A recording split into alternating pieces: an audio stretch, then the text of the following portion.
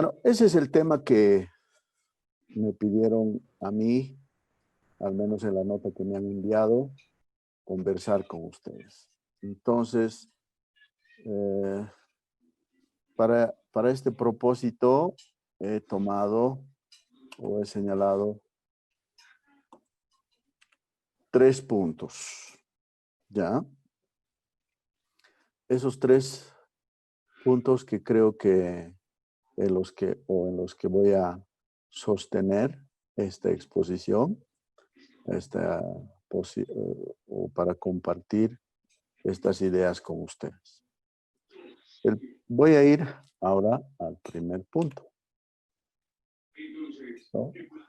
Y para mostrarles este ascenso y caída del movimiento indígena, voy a hacer un repaso para conectar lo que sucedió con lo que hemos visto nosotros y por supuesto no voy a ir muy atrás, no voy a ubicar un poquito antes de la República, ya después de la Guerra del Chaco, para que vayamos compartiendo las fechas.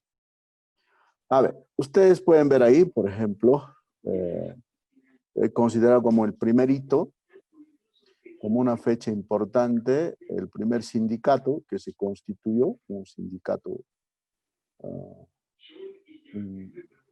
campesino, ya que se constituye una población de Cochabamba, y ese sindicato es influencia de los movimientos o de los partidos de izquierda, de los partidos, por ejemplo, como los partidos que tienen la línea, digamos, marxista, ¿ya? Y esos dirigentes de la izquierda provenientes de la clase media han influido mucho en la conformación de sindicatos campesinos, y esos sindicatos campesinos han nacido y han empezado a exigir lo que decía el hermano Cristóbal, derechos. Por supuesto que tenían motivos. ¿Por qué? Porque el Estado, si bien no excluía, digamos, abiertamente, pero en los hechos sí estaba excluido. Además había pongueaje, ¿no? Y este es un movimiento resultado de la Guerra del Chaco. La Guerra del Chaco ha tenido un efecto de golpe en la conciencia nacional, porque hacía un propósito que yo les comento, por ejemplo, mi abuelo fue a la Guerra del Chaco y se enteró en la Guerra del Chaco que estaba peleando por Bolivia, ¿no? Pues no tenía la idea clara qué significaba el país. ¿Por qué? Porque los campesinos, los quechos, los aymaras estaban excluidos, ¿no?, del Estado como tal. Después viene este hito, que es muy importante, el segundo, el de 1945, y que cuenta con el respaldo del presidente de entonces, Gualberto Villarroel, ¿no? Encontré esta nota, por ejemplo, muy interesante de cómo se convocó, cómo asistieron al primer Congreso Indigenal personas de diferentes lugares, ¿no? Campesinos de diferentes lugares que han asistido a este Congreso Indigenal. Entonces, este sindicato en 1936, que era un sindicato, de pronto tiene una dimensión nacional. Es decir, los campesinos, los indígenas, en ese momento considerados campesinos, ¿no?, empiezan a organizarse. Y cuando empiezan a organizarse, por supuesto que tienen más fuerza y tienen unos objetivos determinados en el contexto en el que se desarrolla. Después de 1945, como ustedes saben, viene este año, que es fundamental en nuestro país, ¿no? Y es aquí cuando nace el sujeto indígena. Es el sujeto que madura durante varios años, porque hasta llegar al 52 ya hay un sujeto, digamos, no todavía o muy débil, pero tiene bastante capacidad de organización. Estoy hablando porque nuestro país no era industrializado, y estoy hablando de los proletarios, particularmente el minero, ¿ya? Y por supuesto intelectuales de la clase media, eh, que por supuesto veían en el país había que cambiar muchas cosas, y entre esas cosas la estructura social, que era pues bastante injusta, ¿no? Y de ese modo viene la revolución del 52, y en la revolución del 52, bueno, el voto universal, como ustedes saben, le da un punto de inicio en el sentido de que el sujeto, el campesino, podía votar. Hasta antes de eso no votaba. Entonces lo ha convertido, además de ser un sujeto elector, lo ha convertido en sujeto elegible. Pero uno dirá, ¿pero por qué no los elegían? Sí, ya podían presentarse como candidatos, ¿no? Pero bueno, no se presentaba más adelante. Ya les comentaré, por ejemplo, cuáles fueron los dos primeros candidatos que vienen de estos sectores. Y también viene la reforma educativa, ¿no? Que es muy importante porque empiezan a abrir escuelas en el área rural, ¿no? Y por supuesto está la reforma agraria, ¿no? Lo que hace la revolución del 52 empieza a tener sus efectos. Por ejemplo, en 1978 se conoce al primer candidato en las elecciones del 78. Aparece el primer candidato ya del sector campesino, antes de Constantino Lima. Este señor, no recuerdo bien en este momento el nombre, pero fue el primer candidato indígena, y después estuvo Constantino Lima, ¿no? Y además en las elecciones de 1980 participaron en alianza con el MNR, el movimiento catarista, ¿ya? Y empieza a convertirse, como les decía, este sujeto indígena empieza a convertirse en sujeto que puede ser elegido. Es decir, no solamente ya va a votar, sino quiere ser elegido. Y es por eso que en 1978 ya constituye ese partido, o diré, sí, ya tienen partidos de diferentes. Ahí está el partido indio, por ejemplo, ya había el movimiento catarista. Entonces ya estaban en posibilidades de acceder al poder. Pero ¿por qué no votaban por ellos? ¿Por qué no votaban? Ni el propio campesino votaba por el otro campesino. Porque bueno, a eso se llamó pues la colonización mental, ¿no? Desconfiaban del propio campesino y decían que era inferior, ¿ya? Que se consideraban inferiores, que no tenían formación y que no podían conducir el país. Pero en toda sociedad siempre hay gente osada, valiente, visionaria, y en ese perfil se presentaron estos dos candidatos campesinos y participaron en estas elecciones. De hecho, que uno de ellos fue elegido diputado, ¿no? Fue el primer diputado campesino que tuvo su curul en la Asamblea Legislativa, ¿no? Y ha estado ahí, ha participado en las sesiones y todo, ha elegido al presidente en 1982, ¿ya? Porque es cuando se recupera la democracia. Aquí hay una fecha importante, 1979, que es la creación de la Confederación Sindical Única de Trabajadores Campesinos de Bolivia. Vean esta conexión. El primer sindicato en 1936, 33 años después, sí, 43 años después, miren cómo se constituye el Gran Sindicato Nacional, ¿no? Se constituye un Gran Sindicato Nacional. Y después de eso, bueno, viene todo este andamiaje de actores políticos desde el sector campesino, y uno de ellos, Genaro Flores, fue una de las personas clave, obviamente con la CESUD-CD, para la recuperación de la democracia, ¿no? Después de la recuperación de la democracia, vamos a revisar Tiempo, otros hitos más. Y está aquí, siempre por yo también. ejemplo, en 1982, ya que se constituye lo que se llamó en su momento la Central de Pueblos y Comunidades Indígenas del Oriente Boliviano, ¿no? Porque tiene certificado esto. Y por supuesto, en 1990 viene la primera marcha indígena, y esa marcha indígena es del Oriente y que llega hasta La Paz y hace que el presidente de entonces, Jaime Paz Zamora, pueda aprobar, ¿no?, algunas normas ya reconociendo derechos indígenas. Pero después de 1982 viene un hito, que este es el primer indígena originario que llega al Poder Ejecutivo. Y yo cuando leí este artículo que está aquí, pues obviamente realmente ha sido un gran hito. Aunque muchos digan que no era representativo. Claro, pues Cárdenas es aymara. Cárdenas habla el aymara perfectamente, ¿no? Es de la orilla del lago Titicaca y eso. Ha sido un presidente, el primer indígena que ha llegado al poder legislativo, en realidad, ¿no? Y eso ha sido parte del gobierno del MNR, se ha aliado, pero no ha sido la primera alianza que ha habido. Ojo que les decía hace tiempo, ha habido una alianza en 1978 con el MNR de Víctor Paz.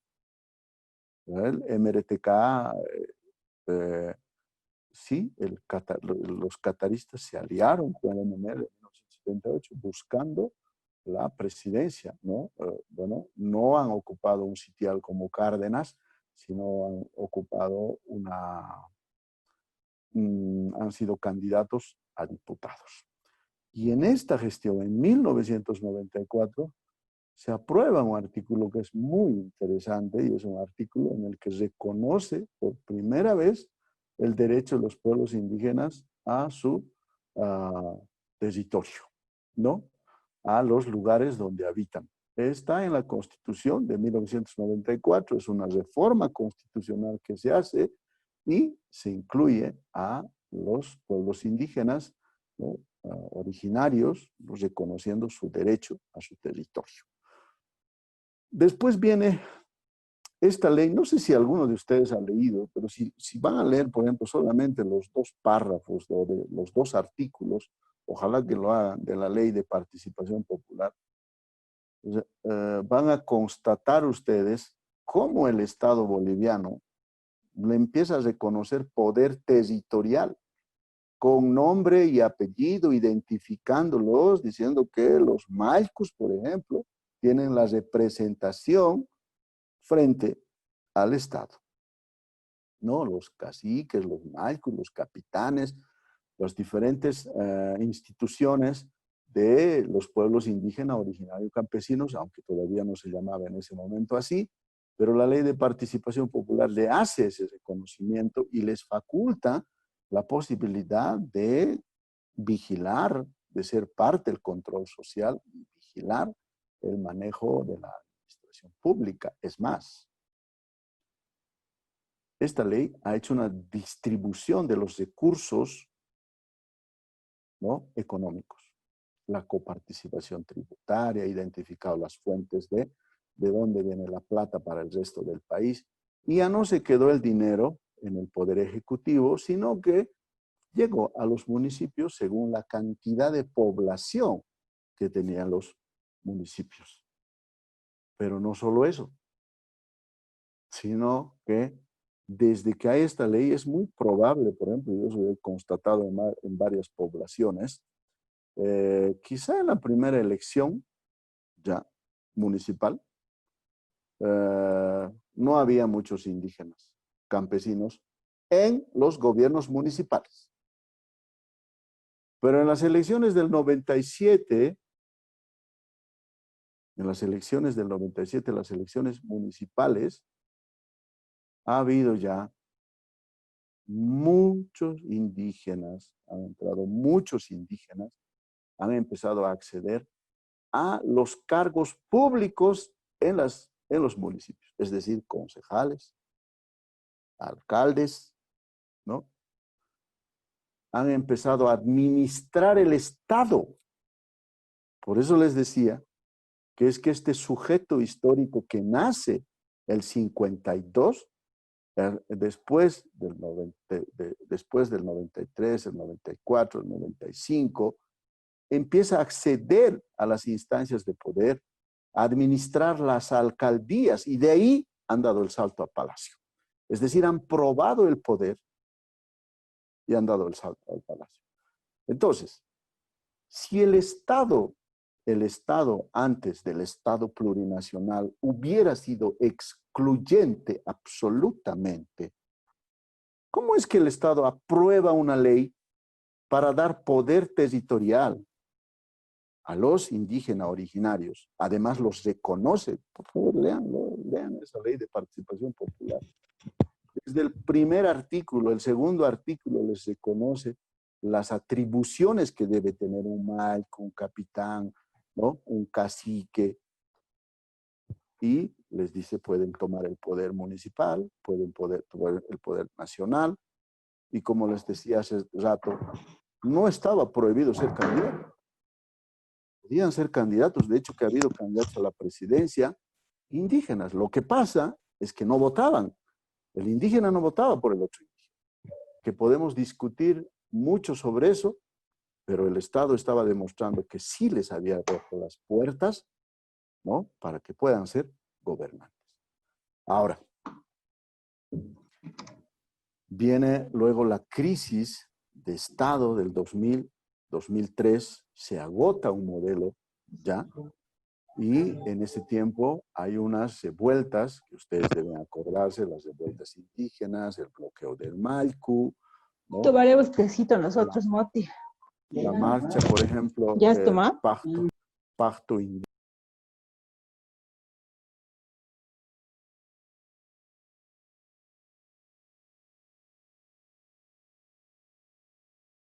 Si alguien me tapó. ¿Me están escuchando, por favor?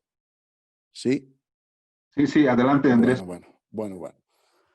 Entonces, Sí, estamos viene escuchando. el pacto indígena, el pacto de unidad, la marcha del 2002, ¿no?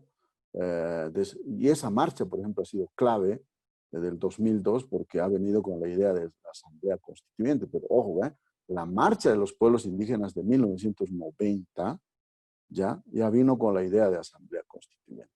Es decir, era un movimiento propositivo, ¿no? Ya querían ser parte, obviamente, tener, digamos, la participación en la administración del Estado. Y seguramente leyendo esas cosas, los gobernantes de ese tiempo, ¿no?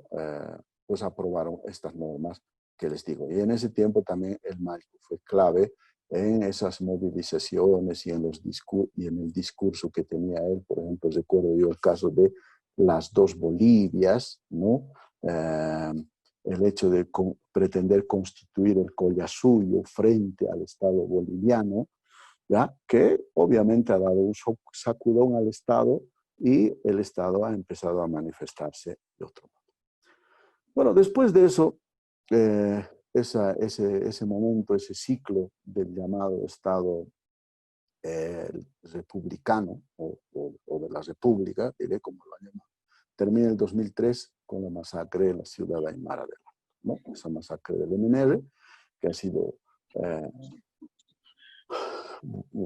bastante durísimo. Yo trabajaba esa vez en el BOL y recuerdo cómo cubrimos y cómo también el gobierno de entonces nos echó la culpa por haber dado cobertura a esos hechos, ¿ya? Después, el 2005, producto de todo ese recorrido histórico que viene desde 1936, yo he hecho ese corte, ustedes pueden hacer el corte que quieran, pero desde el primer sindicato llega un campesino sindicalista, un indígena sindicalista. Vean esa conexión. Es decir, el sindicato que arman los izquierdistas, el 36, la Confederación Única Sindical Única de Trabajadores Campesinos de 1979, llega un sindicalista indígena al poder. ¿Acompañado de qué? De una izquierdista, ¿no? Marxista. Es decir, los que habían inspirado ese movimiento terminan por realizarse, ¿no? ¿Y cómo logran ser elegidos? No han tumbado al Estado, sí, si bien hubo muertos, todas esas cosas, ¿no?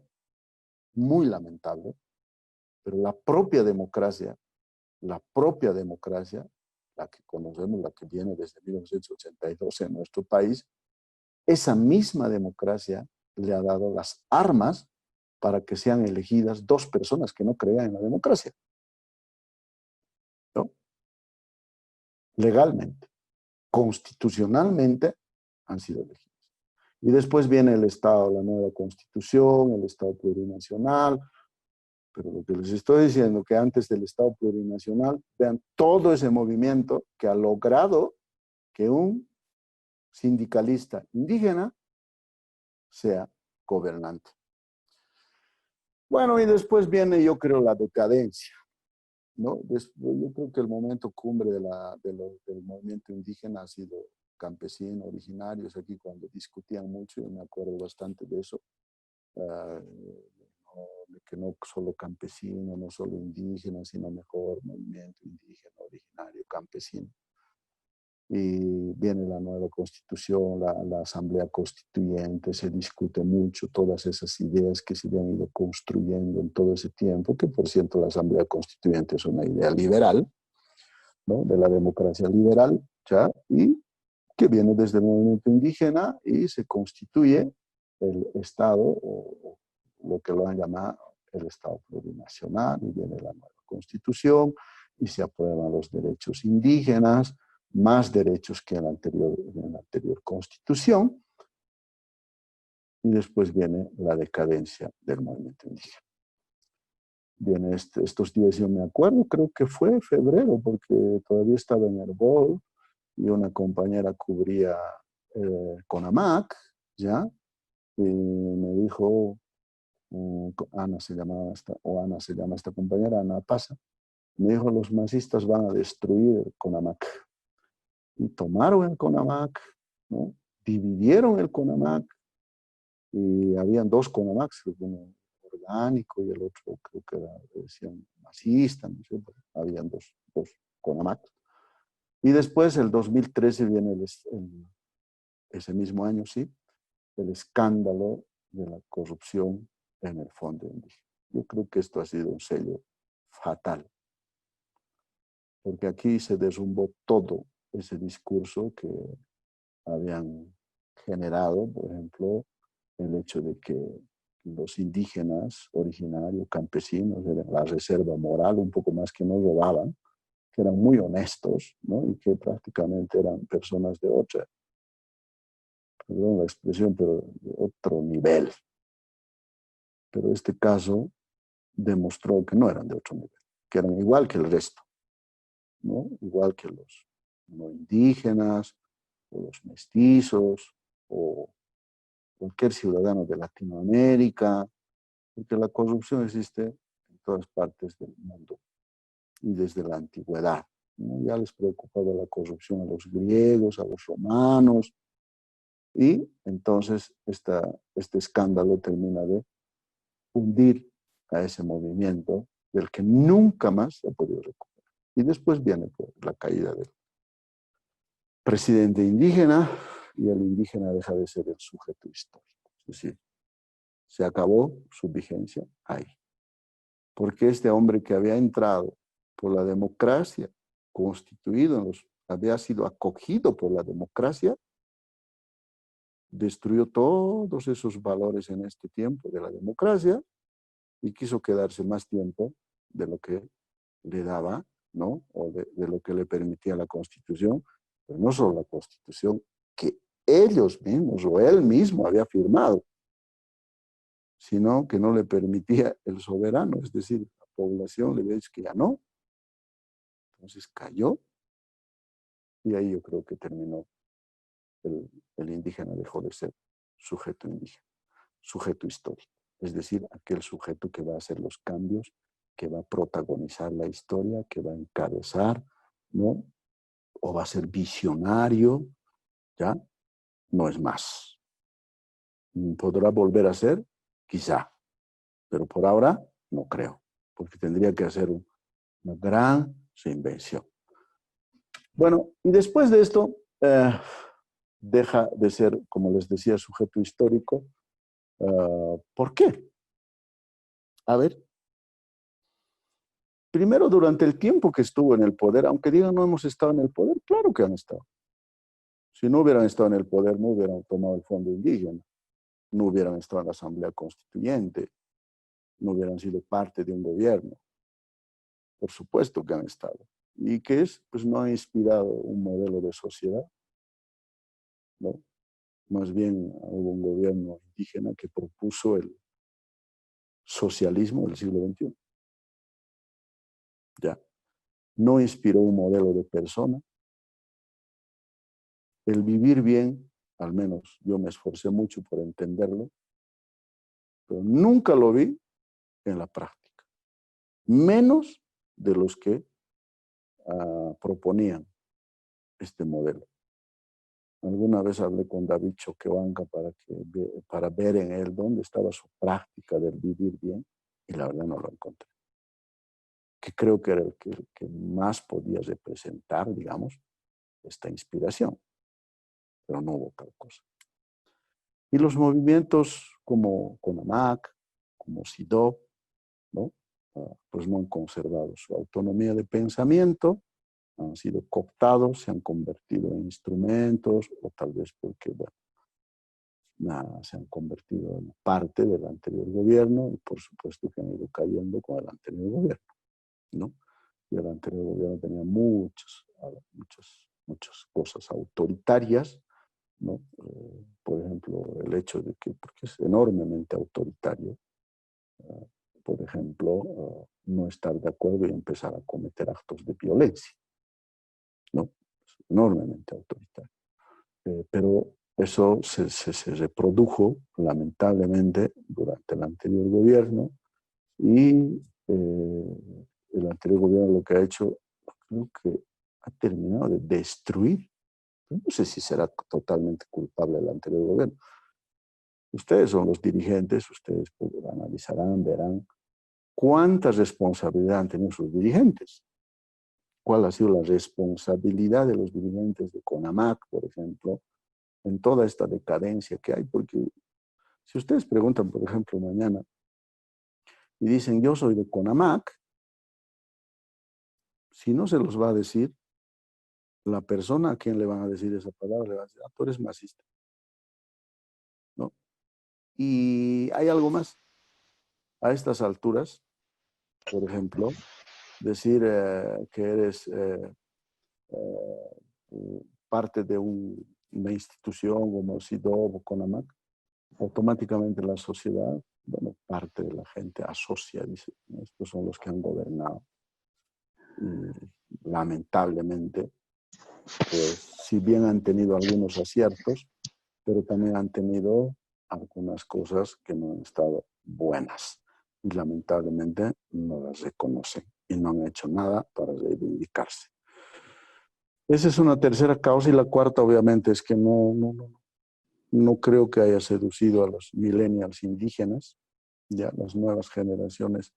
Al menos no conozco de las nuevas generaciones, quizás en algún momento las pueda ver, conocer, conversar con ellas, con ellos, para ver el pensamiento que tienen en este momento, ¿no? ¿Qué piensan ellos de todo lo que ha sucedido y qué es lo que plantean en el futuro? Pero por ahora no he tenido la oportunidad de llegar a esa situación. Quizá entre ustedes como dirigentes, pues puede que haya, ¿no? O de hecho hay. Ahora, ¿cuáles son estos desafíos? Sí, para ir cerrando esta exposición. Bueno, uno de los desafíos creo que es la identidad, o diré es la migración. ¿Ya? ¿Por qué? Porque, por ejemplo, he visto un informe hace tiempo de UNID y decía que de cada 10, 7 se han movido del lugar donde han nacido. Es decir, se han ido. O una migración interna, ¿ya? Del altiplano al oriente, San Ignacio de Velasco, San Ignacio Chiquito, o San Miguel de Velasco, en la Chiquitanía o el Chaco, ¿no? Yacuiba o Cobija, o han migrado fuera del país. ¿Ya? Entonces, por ejemplo, si un quechua se va a Argentina, la identidad del quechua cambió en algo. Ya cuando vuelva dentro de 10 años, o así sea dentro de un año, ya no va a ser el mismo quechua o el mismo aymara. Y si ha tenido sus hijos en Buenos Aires o en Sao Paulo, a donde va mucha gente por la textilería, si su hijo nació brasileño, obvio pues que no va a ser hincha del Stonga, ni siquiera, sino va a ser hincha del Botafogo, de Flamengo, ¿no?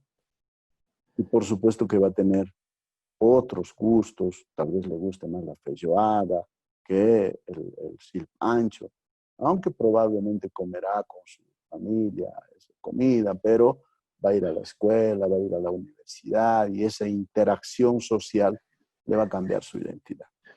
Entonces, si digamos han salido 10 indígenas a otro lado, ya no van a volver 10 indígenas.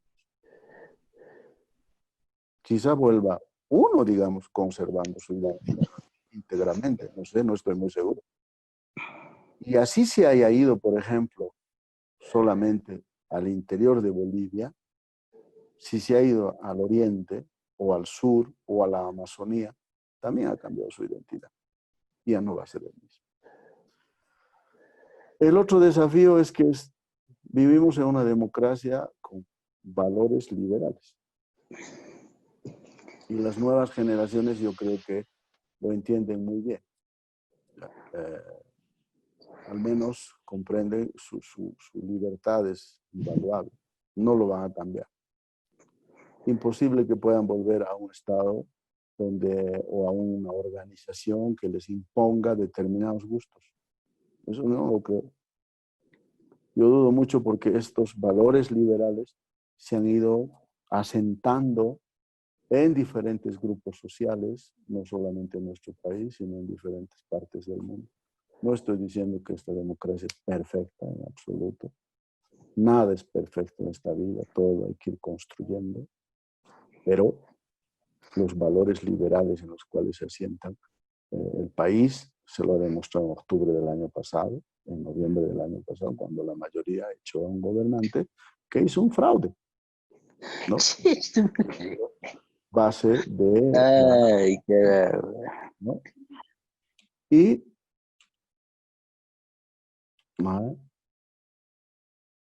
Y el otro, les decía, por ejemplo, que la democracia, estos valores liberales se mantienen en la sociedad boliviana, ¿no? Y es por eso también que hubo esa reacción de esa parte de la población que echaron a ese gobernante que no respetó, por ejemplo, la voluntad popular. Luego están las tecnologías de información y comunicación. Estamos en el reino de las pantallas. Antes la gente se dejaba encandilar por la tele. Después vino, bueno, pues el PC, la computadora, y también estuvo frente a esa pantalla. Y ahora están frente a la pantalla ya del celular. Todo el tiempo la mayoría de la gente está en la pantalla del celular. Según la Autoridad de Telecomunicaciones y Transportes, de cada 10, casi 9 y algo más tienen teléfono celular. Y se comunican a través del teléfono celular. He visto varias encuestas de diferentes instituciones y casi todas esas encuestas coinciden en que cada vez más la gente se informa a través de las redes sociales, de sus celulares, ¿no? Y que, como nunca antes ahora, pues obviamente está el tema de la necesidad, por ejemplo, de la educación virtual, de la conexión a Internet, ¿ya? Y justamente también en esta parte, en este desafío, lo que les digo es que creo que los ciudadanos, sean indígenas, no indígenas, campesinos, no campesinos, dependen cada vez más, por ejemplo, de consultar al Internet. Por eso supongo que hay esta visión de decir que en realidad el verdadero imperio no es Estados Unidos, sino es Google, porque todo le consulta a Google, le consultan hasta sus síntomas para ver de qué están enfermos, ¿no? Hasta le hacen consultas psicológicas, ¿ya? Y por supuesto, como nunca antes, esta pandemia, por ejemplo, nos ha demostrado que nosotros necesitamos o que la conexión a Internet es tan importante como el agua y como la energía eléctrica. En este escenario, pues, digamos, los nuevos líderes de CONAMAC se mueven, ya de hecho. Y por supuesto está el medio ambiente, ¿no? La, los pueblos indígenas, los pueblos originarios, están íntimamente involucrados al medio ambiente, ¿no? A la crisis climática, y todo cambio que genera en el medio ambiente, los principales afectados son los grupos sociales que viven en esos lugares y tienen que migrar, por ejemplo, si es que se secó el agua, si no tienen, si la contaminación les obliga a salir de sus lugares e irse a las poblaciones.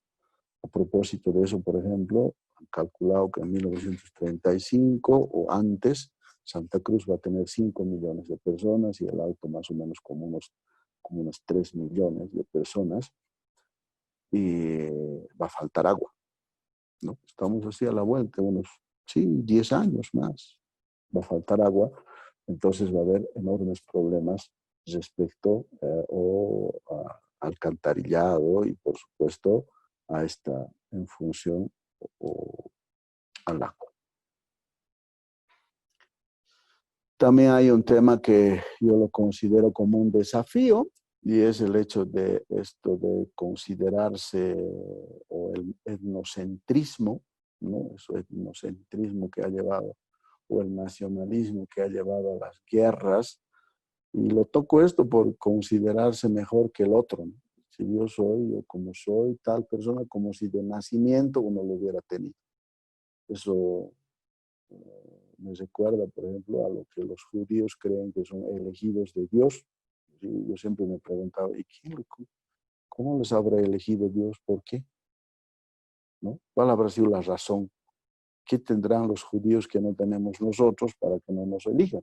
Por ejemplo, esas creencias que se van construyendo a lo largo de la historia, esas cosas pueden generar esto de encerrarse en uno mismo y después generan violencia, como los alemanes o del nacionalsocialismo de Hitler, que hacía creer que era la mejor raza, ¿no? Que estaban por encima del resto. Y como era la mejor raza, estaba predestinado a pues gobernar el mundo. Bueno, personalmente yo no creo en eso. Creo que el ser humano, si bien tenemos algunas características y particularidades culturales, pero por nuestras venas corre la misma sangre y tenemos, yo creo, los mismos genes, ¿no? Aquí, otras partes. Sí, puede que un pueblo sea más disciplinado que el otro, puede que algún pueblo tenga más aprecio a la libertad que otro, ¿no? Pero no creo que eso sea determinante, porque si no entramos a un determinismo que no es real, ¿no? De decir que porque tú has nacido en una cuna de un determinado pueblo, ya o eres el mejor o eres inteligente. No creo que haya eso. Pero cuando la gente empieza a encerrarse en esas cosas, por supuesto, pues que no sé qué universidad en Bolivia, no recuerdo bien, por ejemplo, que no dejan a profesores de otra universidad. Es una locura. Cuando lo mejor que se puede hacer es compartir conocimientos con gente de diferentes universidades, yo creo, ¿no? Después, también puse esto porque yo lo vi aquí en el punto 6. Yo vi esta cuestión en varios lugares, ¿ya? Creo que la religión, cualquiera que sea, ha habido al menos este último tiempo mucho crecimiento, no sé si entre los dirigentes que están aquí están evangelistas, por ejemplo, o de otra religión, pero han estado ingresando, ¿ya? Y puede, si es que uno no lo toma la religión como algo particular, como una forma de convivir con uno mismo y con la comunidad, ¿no? Puede en cierto modo convertirse en un riesgo, ¿ya? Porque les inducen al fanatismo. Por ejemplo, en estos días yo tengo conocimiento de que les han estado llevando a unos retiros, ¿ya? Y donde iban casi como 1000 personas y duermen hacinados y ya se han presentado casos. Se presentó eso en el norte de Potosí recientemente, ¿no? Y esa interacción es permanente. Claro, otra cosa es cuando, digamos,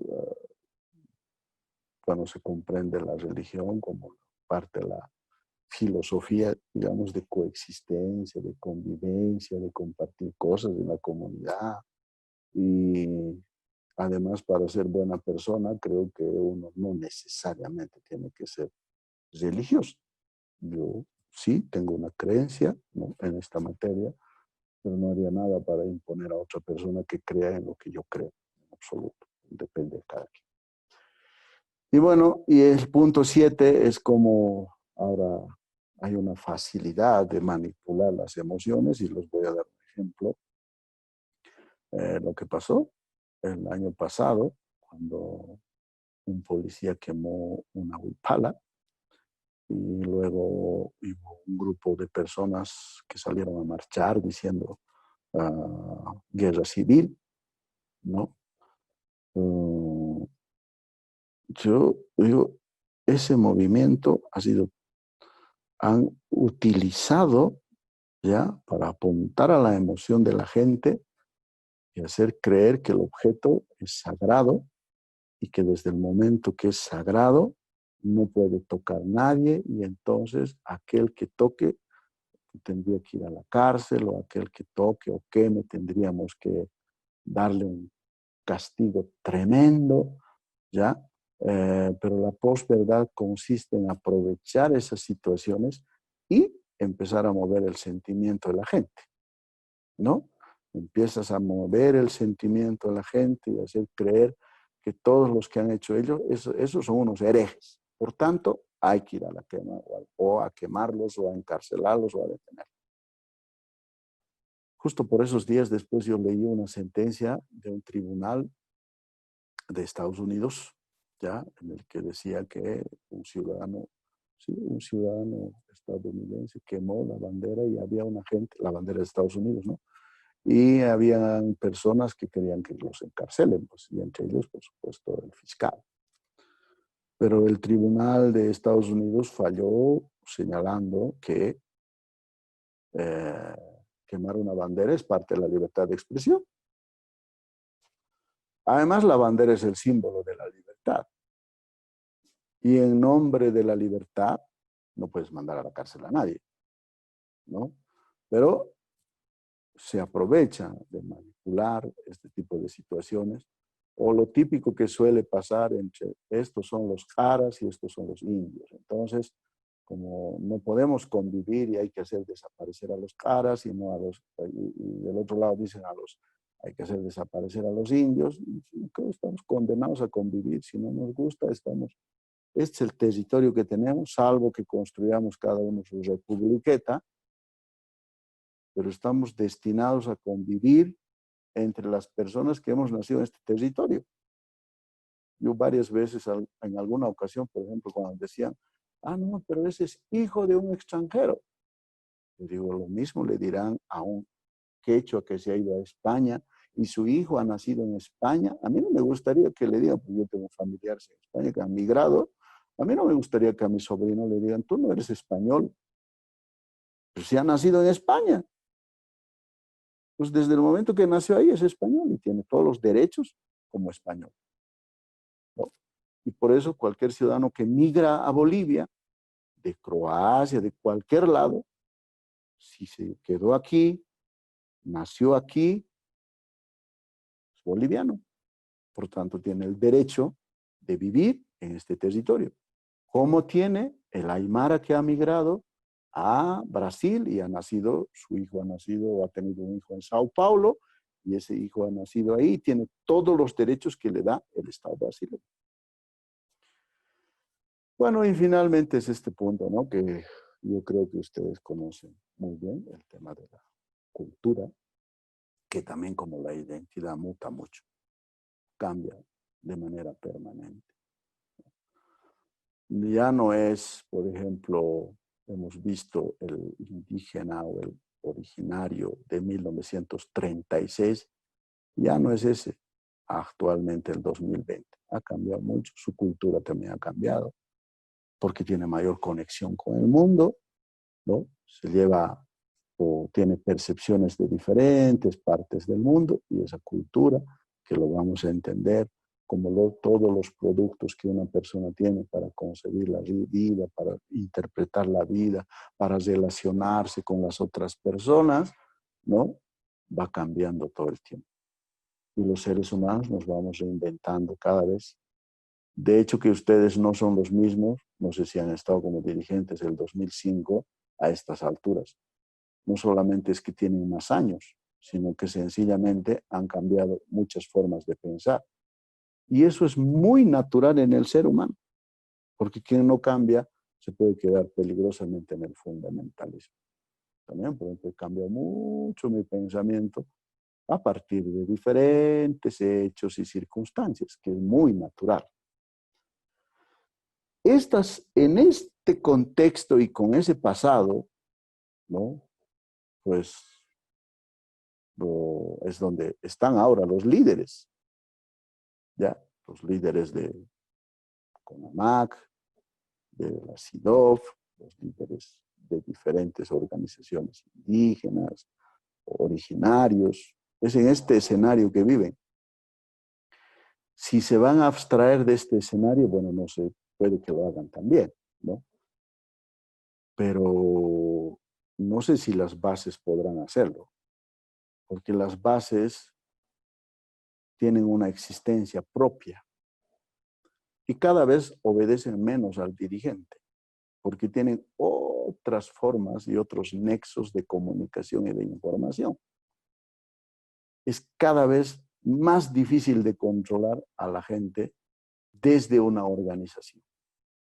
¿Por qué? Porque las personas, además, por ejemplo, de pertenecer a una organización, puede que pertenezcan a un club, puede que pertenezcan a un grupo de WhatsApp, a un grupo de Facebook, y esté permanentemente compartiendo datos, información.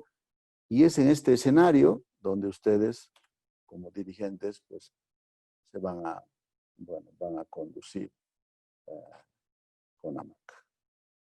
Muchísimas gracias. Muchísimas gracias, hermano Andrés. Una explicación muy extensa y bastante aclarativa con algunos puntos. Estoy muy segura de que muchos de los hermanos quieren participar. Lo que yo voy a recomendar es que demos, por favor, la palabra a hermanos que no han participado en otras reuniones, ¿no? La idea en este espacio es poder aprender entre todos de todos. Entonces me gustaría escuchar a aquellos hermanos que todavía no han tenido la oportunidad de participar. Así que tienen la palabra, hermanos, para esta parte de preguntas y respuestas.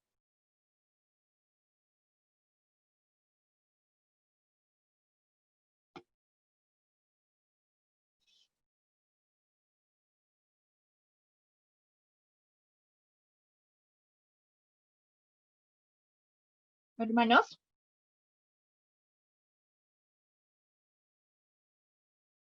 ¿Aló? Hola, buenas noches. Buenas noches, hermano. Fausto Chayapo de Cochabamba. Hermano Fausto. Sí, solo, a ver, 2 minutitos. Muy breves, por favor, ¿no? Sí. Muy breves. Gracias, hermana. Felicitar al disertante, al licenciado Gómez, por su brillante disertación. Cada sábado siempre aprendemos algo de cada profesional, ¿no? Pero para hacer notar también un poquito, no sé, hasta ahora no han investigado, no han estudiado al indio, al quechua, en sí, al quechua cochabambino. Fíjense que el Villasuel, el año 1945, por iniciativa de él, se realiza el primer congreso indígena. Pero el año 1953 ya existía Confederación Nacional de Trabajadores Campesinos de Bolivia y ha sido parte de la Central Obrera Boliviana. En los congresos participaba con 50 delegados. Entonces, no es que, claro, el 79 nace como Confederación Sindical Única de Trabajadores Campesinos de Bolivia, ¿no? Actualmente en Cochabamba, por ejemplo, hay 3 federaciones campesinas a nivel departamental, como seguramente en aquellos años también habían varios, ¿no? Entonces, por eso han unificado, se ha unificado simplemente el 79. Villasuel no era campesino, compañero Gómez, era de Villa Rivero, del campo de Vallá. Melgarejo era de Tarata, no es campo Tarata. Después, Esteban Arce, 1810, él dijo ya, él peleó, luchó y venció en la batalla de Arrón con los soldados de Cochabamba, de Oruro más, incluso ha reclutado de Oruro más.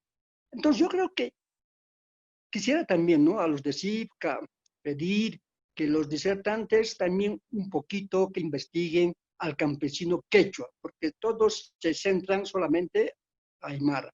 Porque el 54 ya teníamos diputados campesinos quechuas. El 60, lo propio, el 64, fíjense, y puedo dar inclusive nombres. Por el tiempo simplemente me voy a quedar aquí porque muchos campesinos cochabambinos han sido presidentes, no solamente diputados ni senadores. Simplemente eso, muchas gracias por haberme dejado participar estos 2 minutitos. Gracias por su participación, hermano Fausto.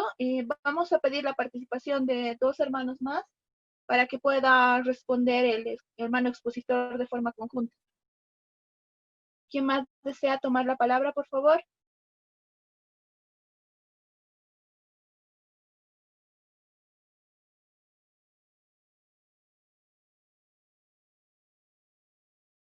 Había algunos hermanos que tenían interés en participar.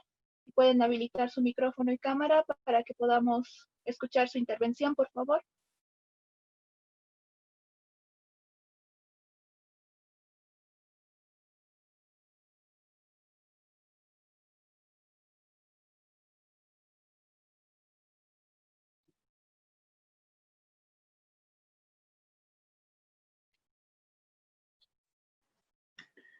Aló, buenas noches, ¿puedo intervenir?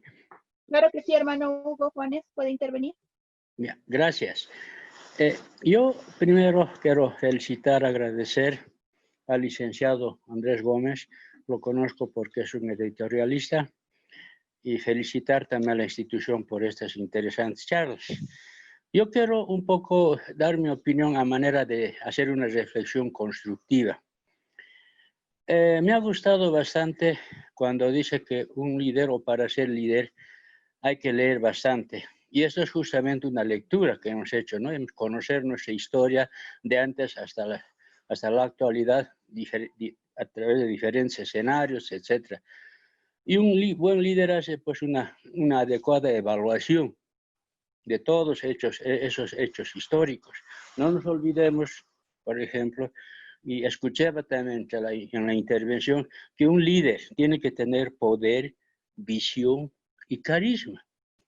Poder se refiere a que un líder tiene que tener gente en su entorno, porque es un guía en su comunidad, ¿no es cierto? Tiene que tener carisma, ¿no? Agradar con su discurso, con sus ponencias a la gente. Y lo que ha dicho don Andrés, tiene que ser visionario.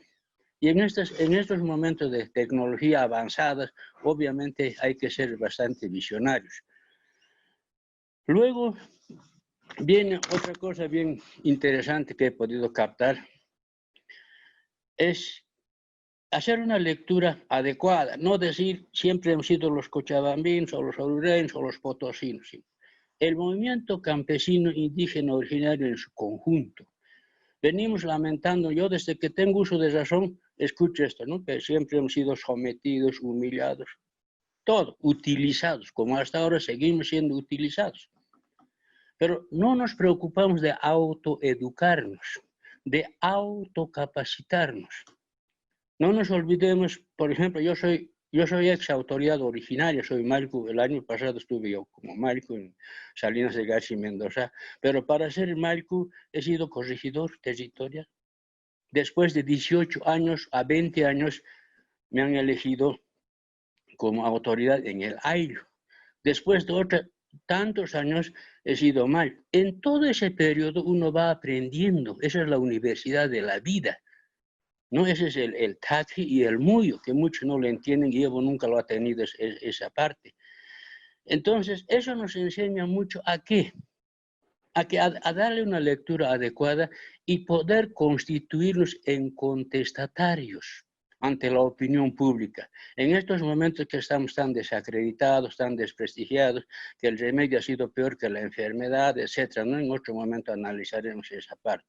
Entonces yo reflexiono a los hermanos y hermanas, y yo quisiera que al final del taller hagamos un conversatorio y hagamos una evaluación de todas las charlas interesantes que estamos escuchando, y más nos abocaremos a los temas concretos, ¿no? En este momento estamos tocando el liderazgo comunitario. ¿Qué cualidades tiene que tener un líder comunitario, ¿no? Me han gustado, por eso que tiene que conocer su realidad, es ser un hombre culto, porque un hermano campesino nos hace una pregunta que el líder no les responde adecuadamente y hemos perdido todo, ¿no es cierto? Entonces tiene que ser un hombre bien preparado. Esa es mi sugerencia, hermana Iris. Gracias. Muchas gracias, hermano Hugo. Efectivamente, es importante enfocarnos mucho en la temática que queremos tratar, ¿no? Voy a invitar a un participante más que quiera aportar con una pregunta o con una opinión para que podamos volver a darle luego la palabra al hermano expositor.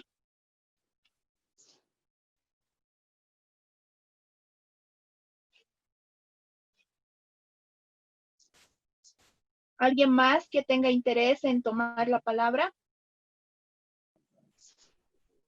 Hermana, buenas noches. Buenas noches, hermano Gualberto. ¿Tiene la palabra? Hermana, yo quisiera decir, yo en primer lugar agradecerle a todos los que, en especial al expositor, también a todos los que auspician este conversatorio.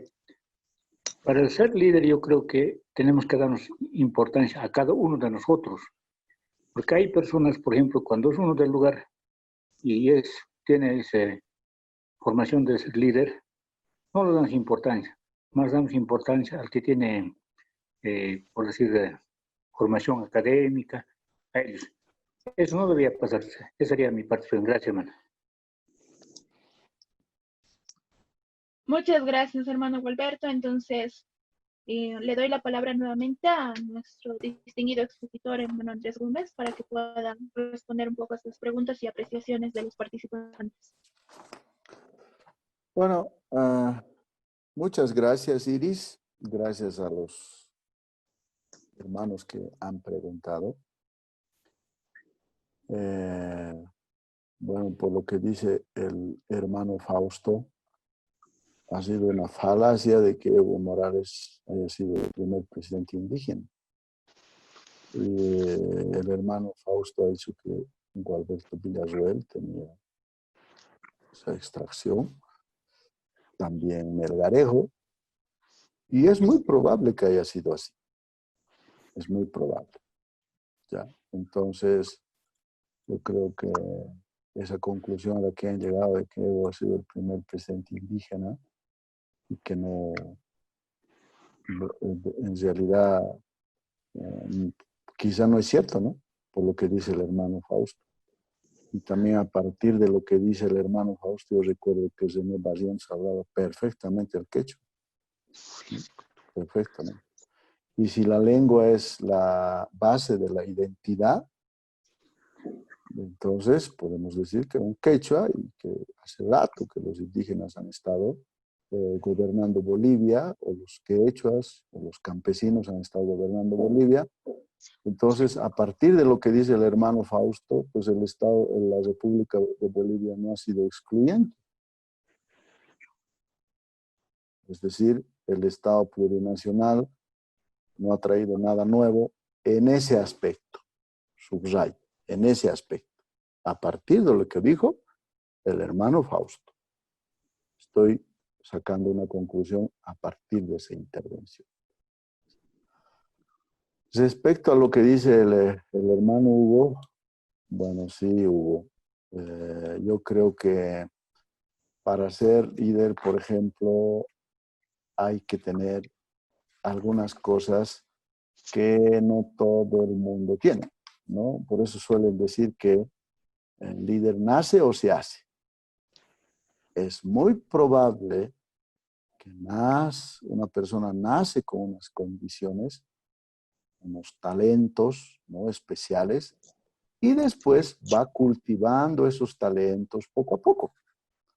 Porque las personas somos diferentes en eso, ¿no? Somos tan distintos que algunos son buenos, por ejemplo, para tocar charango, que no necesitan entrar a una academia, que al oído nomás afinan el charango. Al oído. Y todos los templos, diablo, quince temple, ¿no? El falso natural, el natural, y lo hacen sin recurrir a ningún instrumento técnico, sino puro oídos, oídos, oídos, oídos, ¿no? Puro oídos, oídos. Entonces eso es, pues, eso lo tenemos, Hugo, esos talentos, pero no basta el talento. Por ejemplo, uno puede ser muy talentoso, por decirles, para jugar fútbol, pero puede ser un vago, ¿no? No quiere ir a entrenar, no quiere estar en un buen estado físico. Entonces, pues nunca le va a ir bien, ¿no? El talento se va constituyendo y por eso un líder en realidad tiene algo de que lo trae de nacimiento y se va formando permanentemente ya a lo largo de su vida. Ahora, a propósito de lo que dices, Hugo, sí. ¿Sabes, hermano? Por ejemplo, un líder en cualquier circunstancia debe saber ubicarse en una realidad. Ya tiene que saber en qué realidad vive. Si el líder sigue creyendo que vive en el pasado, ¿no? Como decía el hermano Hugo, eso de lamentarse de lo que pasó, es decir, se va a olvidar del futuro, entonces no va a conducir bien a su pueblo o al grupo que está liderando. Porque el líder tiene que tener una ubicación histórica, tiene que decir, esto es lo que ha pasado, ahora esto es lo que vamos a buscar. Exacto. Y a eso se llama visión. Es decir, la visión es adelantarse un poco más allá de lo que el resto de la gente está diciendo. Lo voy a plantear de otro modo. Por ejemplo, si una persona le va a cascar al trago todo el tiempo, ¿no? Bueno, pues dentro de un tiempo, de 1 año, 2 años, 3 años, va a ser un alcohólico, ¿no? Entonces un visionario dice, lo que voy a hacer ahora, lo que voy a sembrar ahora, voy a cosechar en un tiempo. Si ese líder va a cosechar, va a sembrar honestidad, trabajo, compromiso, por supuesto que va a cosechar lealtad de sus bases, agradecimiento. Y además, si ese líder es respetuoso de las normas, por supuesto que ese líder, ¿no?, va a ser siempre bien recordado, porque si no, difícil. Y hay un elemento también fundamental en un líder. Carácter. ¿Sí? Carácter. Y esto se los voy a contar así con una cosa, con una pequeña anécdota. Una niña estaba caminando con su papá, ¿no?, en el parque, una guaguita, una imillita. Entonces a su papá le dice, comprámelo ese algodón de azúcar. Ustedes han de probar los algodones de azúcar que venden así, que vendían, ¿no? Ahora hace 120 días que no vemos ese algodón. Grande, grande, grande. Y entonces la niña le dice, cómprame por favor el papá. Y el papá, como solemos ser los padres, le dijo, pero hijita, ¿y te vas a comer tan grande? Le dice. Y entonces la niña le contesta, es que yo soy pequeña por fuera y grande por dentro. Y ese es el carácter. Es decir, van a disculpar la expresión, pero el líder puede estar tan jodido en un momento, pero no puede ponerse a llorar delante de sus bases, porque puede desmoralizar a todas las bases. Tiene que saber enfrentar ese momento difícil. No les estoy diciendo que se hagan a los duros, no. Sino hay momentos cuando alguien se desespera frente a un pequeño problema, no tiene carácter. Porque la vida después son como las montañas, ¿no? Subidas y bajadas. Carácter. Después ya lo había dicho luego, carisma. Y el carisma es lo que se llama el don de gentes y consiste más que todo el carisma en saber escuchar antes que hablar. En saber hacer sentir a la gente importante antes que dejar o que sientan ellos que uno es importante. Después, por supuesto, que está la valentía. No se puede entender a un líder si no es valiente, porque el líder tiene que asumir, ¿no? Yo, por ejemplo, me acuerdo del líder de CONAMAC. ¿De quién me acuerdo? De CONAMAC. De Félix Becerra, yo me acuerdo. Tipo valiente, que se enfrentó a Morales, pagó duro, lo encarcelaron sin una prueba. Porque Félix Becerra, ¿qué hizo? Ha llegado a tal punto la maldad que a mí me daba bronca lo que le han hecho. ¿Por qué? Yo lo fui a visitar a la cárcel, después peleamos mucho para que lo liberen, ¿no? Hicimos una campaña de comunicación. Le han dicho que había que hacer unos cursos para que aprendan a hablar unos hermanos indígenas en ruso. Tenían que estudiar ruso. Entonces había plata así como 400,000 bolivianos o algo más, ya no recuerdo. Entonces el hermano Félix, vean lo que hizo. Agarró el dinero y le dio a la capacitadora. Ni siquiera un ratito lo puso a su bolsillo, no, sino agarró del fondo indígena los 400,000 bolivianos, y creo que eran 2 cotas, las 2 cotas, agarró la primera cota y le dio a la hermana que iba a capacitar, y la hermana le firmó un recibo. Tenía el recibo de que había entregado ese dinero, que no se lo agarraba. Pero ¿qué hizo el anterior gobierno? Lo encarcelaron. ¿Por qué? Porque Félix marchó con los hermanos del TIPDIS, fue muy crítico era parte del CONAMAC, que criticaba duramente al anterior gobierno, pero con fundamento, ese dirigente, porque yo lo recuerdo. ¿Por qué? Porque ha sido una persona consecuente además, ¿no? Que es el otro valor que creo que importa. Además era una persona bastante curiosa. Preguntaba todo el tiempo, venía a Herbol, alguna vez me dijo en quechua, hermano, a ver, hinachos, manachos y acharichiva, a ver, uchiquitán, jango mayoría, han estado mojamanda zinque universidad más, mano, y acharichiva, uchiquitán, entonces yo leía con él, veía, ¿verdad? Es decir, era una persona que estaba formándose todo el tiempo. Ese es un líder. Ese es un líder que creo son elementos que debe tener. Después otras virtudes que debe tener un líder es comunicarse. Siempre tiene que saber comunicar. Pero ojo, hermanos, no solo comunica lo que uno habla, sino lo que uno hace. Porque si uno, por ejemplo, quiere comunicar que es íntegro, que es una persona respetuosa y pega a su mujer, está comunicando pues que es un machista, que es un cobarde, un golpe. Eso está comunicando, aunque él diga, yo estoy, no. No solo comunica un líder, no solo comunica lo que dice, sino fundamentalmente lo que hace, ¿no? Que ese es el líder, porque lo que le siguen, le tienen que seguir porque es él proyecta una gran sombra y por eso le siguen. Después, claro, es la comunicación, es la concentración, es la formación. Uno tiene que invertir en su tiempo ¿no? Permanentemente en lo que quiere lograr en la vida. Y así tiene diferentes características una persona que al menos creo que quiere conducir un movimiento. Y a propósito de esto, por ejemplo, yo les voy a contar, ustedes han debido conocer, además les decía que el líder es visionario y además consecuente, además es honesto.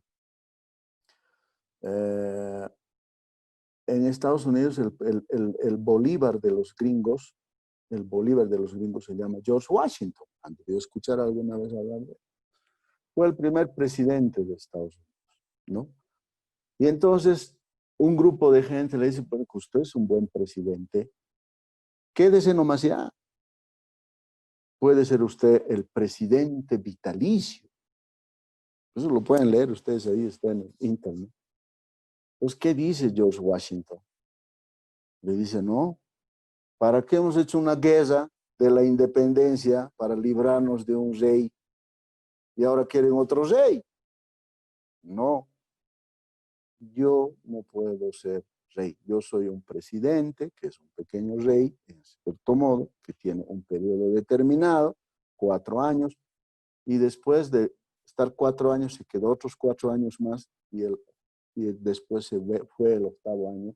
Pero no solo se fue pues de la presidencia, sino de la vida política. Nunca más apareció. Y ese ejemplo que ha dejado George Washington, muchos de los presidentes gringos le han seguido ese ejemplo. Uno solo es el que ha alterado ese ejemplo. Es el líder, el que deja un ejemplo y le sigue. Pero si el líder es autoritario, abusivo, bueno, pues no sé qué ejemplo dejará, ¿no? Por supuesto que también hace falta, a propósito de lo que decía el hermano Hugo, discernimiento. Es alguien que tiene que saber decidir bien. Y para decidir bien, uno tiene que tener una buena lectura de lo que está pasando en este momento. Saber que lo que ayer sucedió ya no va a cambiar. Pero puede cambiar el presente y puede cambiar el futuro. Porque detrás de ese líder hay mucha gente que viene y le va a seguir, ¿no? Por ejemplo, alguna vez a mí me encantó esta visión, creo que no sé dónde lo escuché, y con esto termino. Cuando un día le preguntaron a alguien, ¿dónde está el futuro? Y esa persona dijo, el futuro está al frente. Pero la persona que preguntó le dijo, no está al frente el futuro, está atrás. Y entonces la otra persona le dijo, ¿y por qué está atrás? Y él dijo, porque el futuro, porque detrás de vos vienen tus hijos, detrás de vos vienen tus nietos, tus bisnietos, tus tataranietos. Entonces, ¿dónde está el futuro? ¿Adelante o atrás? Atrás. Pero el que está por delante tiene que ver ese futuro. Y todo lo que haga, por supuesto que repercutirá en sus hijos y en sus nietos. Y finalmente a Gualberto decirle, no, pues el conocimiento, no todo el conocimiento está en la universidad, Gualberto. Yo he leído muchas cosas de dirigentes de la década del 60, del 70, que no han ido a la universidad. Pues son brillantes, supongo que leían mucho, o supongo que se informaban de otro tipo muy inteligentes, ¿no? Por ejemplo, en el siglo XX, el Macho Moreno, Federico Escobar Zapata, Isaac Pimentel, el mismo Lechín, Genaro Flores, ¿no? Gente que ha ido, y también hay gente que se ha ido formando, como el Malco, por ejemplo, que ahora es docente de la universidad, creo que de la UPEA, ¿no? Y es un intelectual respetado, ¿ya? Yo creo que esa formación constante uno nunca debe dejar de invertir en uno mismo. Bueno, muchísimas gracias. Muchas gracias, hermano Andrés. Hay 2 personas más que desean participar, el hermano René y el hermano Iván. Entonces, les daría la palabra para cerrar esto. Hermano René. Muy buenas noches, hermanas. Pues saludar al hermano Andrés Gómez. Yo siempre un poco he tenido ese interés de leer todos los artículos de opinión que escribe para la página 7 y creo que un poquito tiene un pensamiento de integralidad, de integración. Eso es lo más importante para nosotros, ¿no? Entonces no podemos ser nosotros sectorialistas o clasistas o de esta forma, ¿no? Pues, al final todos somos humanos, todos vivimos en la madre naturaleza, pues tenemos también los diferentes pensamientos, ¿no? Y pues yo creo que los líderes debemos buscar lo que es la integración, ¿no? Entonces creo que tenemos dos ideales. Hay muchos líderes que buscan lo que es la desintegración y hay muchos líderes que buscan la integración. Creo que sería interesante mantener esa visión de integración entre todos, un liderazgo de integrador, buscar la unidad o entender lo que es la unidad en la diversidad, que no exista lo que es la unidad, uniformidad, ¿no? Entonces creo que eso sería muy importante. Creo que los líderes también se forman basado en el poder y hay muchos líderes también que se forman basado en el servicio. O sea que los líderes que están con una visión de llegar al poder, pues automáticamente se convierten en unos líderes autoritarios, sabelotudos, paternalistas en sí, ¿no? Pero un liderazgo basado en el servicio creo que es muy diferente, ¿no? Entonces, el que ayuda a su pueblo seguramente, el que ayuda a su entorno o el que guía seguramente. Entonces, yo entiendo desde esa forma, ¿no? El tema del liderazgo. Entonces, por eso creo que el problema que hemos tenido durante estos años con el presidente indígena que en el discurso se ha manejado durante muchos años, creo que ha sido un liderazgo basado en el poder, ¿no? No en el servicio y no en vista a su pueblo, sino en el poder. Por eso mismo es que no quería también dejarlo, ¿no? Entonces, dejarlo y darlo paso a otro líder. Y por eso mismo creo no ha generado un liderazgo. Por eso mismo decían el único presidente que es el mejor presidente, el único era, ¿no?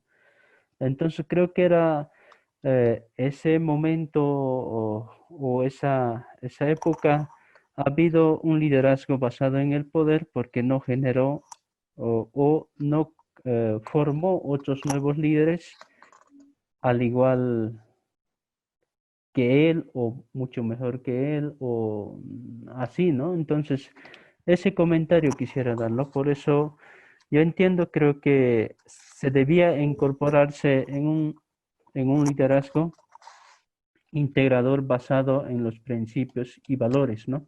Y como los pueblos indígenas, pues tenemos esos principios y valores. Y esos principios creo que debía ser bien fortalecido dentro de nosotros, ¿no? Entonces, para no poder estar pues siendo solamente por el interés de llegar al poder.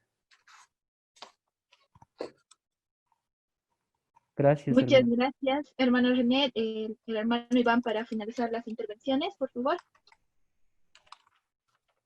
La intervención breve, por favor, hermano Iván. Solamente ya para terminar, habían ya mencionado algunos temas que querían plantear, pero creo que es necesario diferenciar, ¿no? Como que estamos viendo el tema del liderazgo, ¿no? El título dice liderazgo comunitario. Y creo que hay que entender, y estamos pasando una etapa, ojalá que estemos pasándola, una etapa un poco triste de lo que es el ser iripiri, el ser aguatirio, el ser dirigente, porque se ha cultivado más el tema del caudilismo más que el liderazgo. Hay que hacer una diferenciación entre esta. El caudilismo generalmente está basado en una persona. En cambio, el liderazgo es en una comunidad. Por eso hablamos del liderazgo comunitario.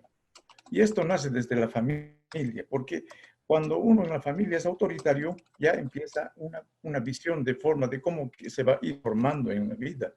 Pero, y si es comunitario, va a empezar a ser más amplio en la familia, ¿no? El caciquismo es una lacra que nos queda, ¿no? Que tenemos que superar, porque hace que este sea autoritario, ¿no? Además, es egocentrista. Siempre él no quiere que nadie le rebase. Él no quiere dar lugar a otros. Pero hemos visto en estas últimas décadas también que ese caudillo es también machista, altamente machista, ¿no? Al punto que se ha tenido que separar la mujer de la organización comunitaria que en ese tiempo era Confederación Sindical Única de Llamados Trabajadores Campesinos de Bolivia, ¿no? Entonces, eso es el estilo occidental de practicar un liderazgo, ¿no? Es decir, el caudillismo. Además, es politiquero. Solamente critica y hace política y está sin autocriticarse, ¿no? No es propositivo, no propone. Ese es un defecto del sindicalismo, ¿no? A veces que simplemente uno empieza a criticar por reivindicaciones coyunturales y no se ocupa de las reivindicaciones históricas. También son muchos, hasta ahora yo he visto muchos líderes, dirigentes indígenas originarios que solamente están buscando pega, ser asambleísta, ser diputado, ser senador o ser, no sé, un carguito en un ministerio, qué sé yo.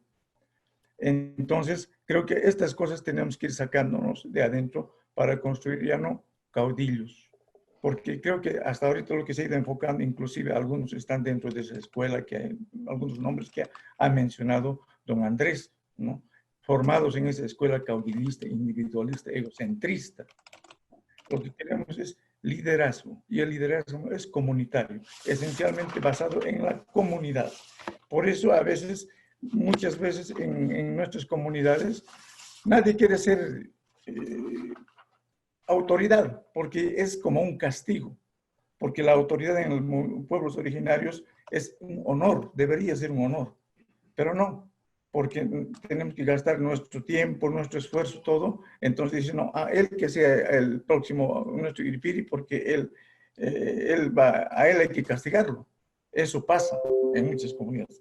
Entonces esa reflexión quería yo hacer para empezar a diseñar un perfil del líder, pero dentro de lo que es una comunidad. No el individualista, no el caudillo, no aquel egocentrista. Nada más, muchas gracias.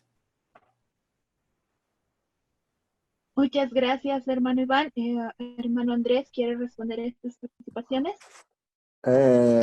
Gracias, Iris. El hermano René ha sido muy claro en lo que ha señalado.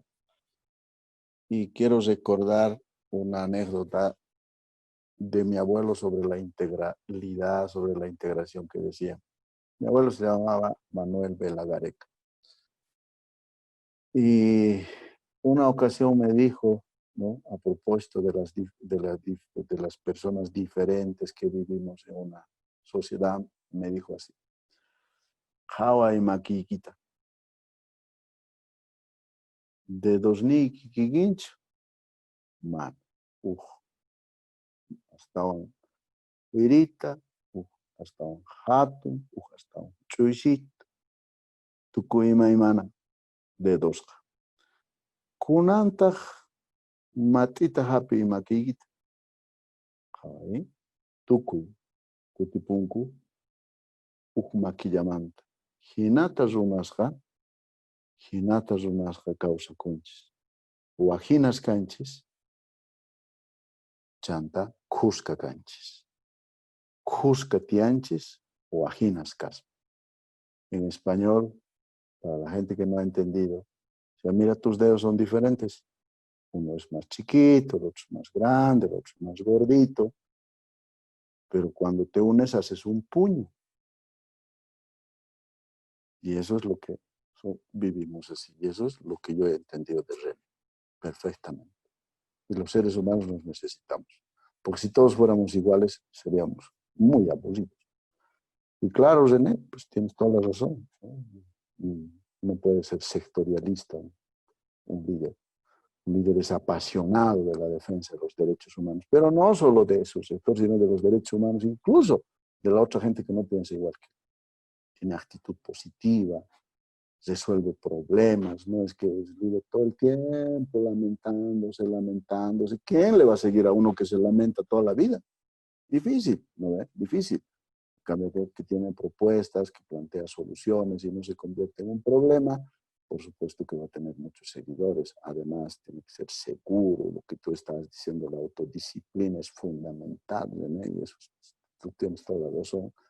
¿No? Además, el líder, como dices, es pues generoso, puede compartir lo que tiene, lo intangible que tiene, pasar sus secretos, formar a la otra gente que le va a seguir e irse tranquilo, generosamente, dejar su sabiduría, su experiencia al resto. Tiene iniciativa en lo que va a hacer. Iván ha dado en el clavo al señalar las diferencias entre el caudillo, el líder, ¿no? Muchas gracias, Iris, muchas gracias a todos los hermanos que han compartido este espacio.